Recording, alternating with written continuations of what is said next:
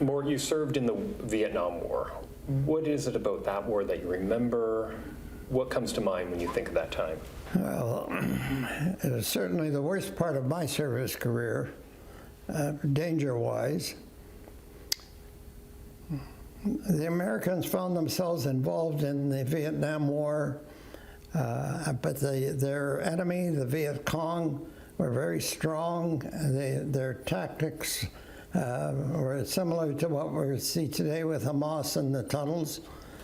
They also used tunnels. And it was very difficult for the Americans to defeat them. And after a few years, they managed to get a meeting face-to-face in the International Center in Paris to talk to the Viet Cong about peace. They met for just under 5 years until they signed an agreement which was known as the Paris Peace Accords. It was signed on a Saturday morning. I would guess that it was about an hour after the signature that my crew was assembled and we were airborne and we flew across Canada, across the Pacific.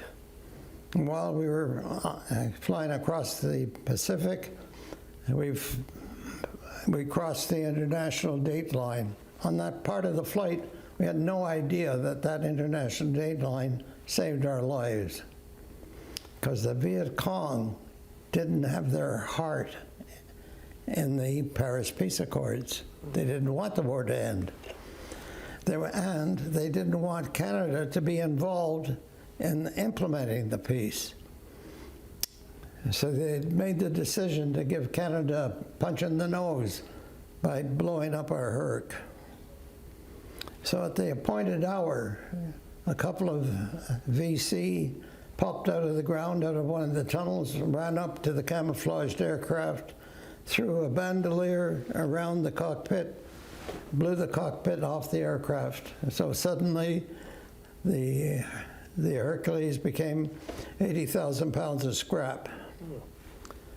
What saved our lives was the Viet Cong got the wrong day. They forgot that we were crossing the international date line. Wow. We landed there the next day. That saved your life. It saved our lives. However, Pierre Trudeau was Prime Minister at the time, and he regretted committing to providing 200 troops.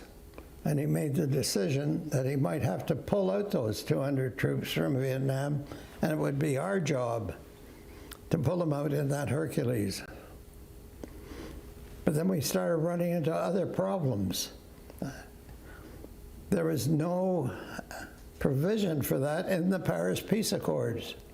And once we were over what was allowed to be on Vietnam soil for 4 hours, once we extended past those 4 hours,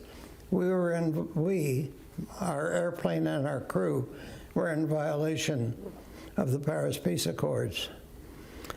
In addition to that, the Viet Cong were aggressively attacking the base that we were on, an American Air Force base called Tan San Nhut.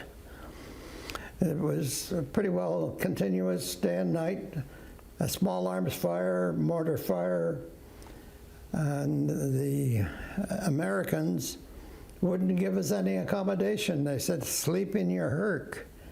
And our response was, are you crazy? They're already, the VC are already blowing up HERCs. We don't want to sleep there. I want to wish everybody a safe winter, but I want to make one comment on Remembrance Day.